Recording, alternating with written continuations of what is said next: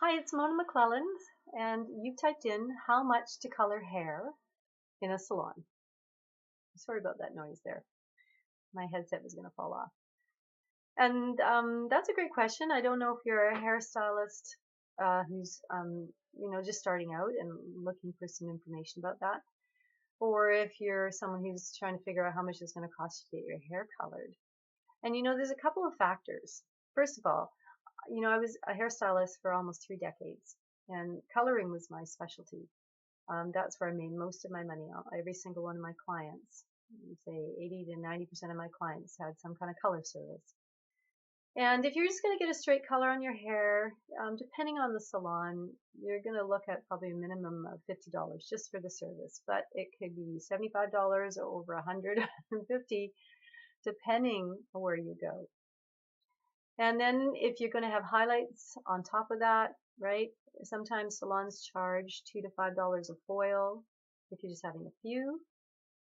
And if you're going to have a double service, like a color with highlights at the same time, there'll be a combination of prices. I used to charge about $110 for a color and highlights, and then the haircut was on top of that.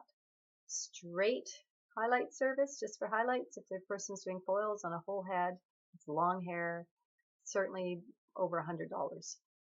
And hopefully that gives you some idea. And then if you're getting into things like bleaching the hair all out, depending on the lengths of hair, you can understand that there's lots of variables, and you really need to call around a salon and find what fits your budget, find out what they're charging, and find out what the experience of their staff, so you feel comfortable.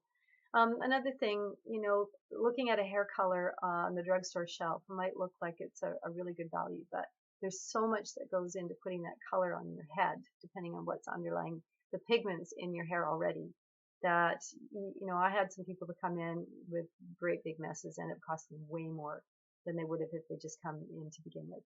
So if you're looking at this as a career, I'd caution you because it was a pretty toxic environment, and I had to eventually retire due to chemical sensitivities. And I have some chronic neck and shoulder problems from having my arms up in the air all the time. And I learned how to serve online. I joined a group of friends of mine on the internet, and what we're doing is really cool, and we're doing really well with it. So if you'd like to see what this ex-hairdresser is doing now, go to workwithmona.com or just click on the link below this video, and you can have a peek. And there you're going to learn exactly what we do, and a bunch of information about it, and some testimonials of people that we've helped. Well, I hope you've enjoyed this information, and I hope you find someone who can give you a good hair color service. All the best.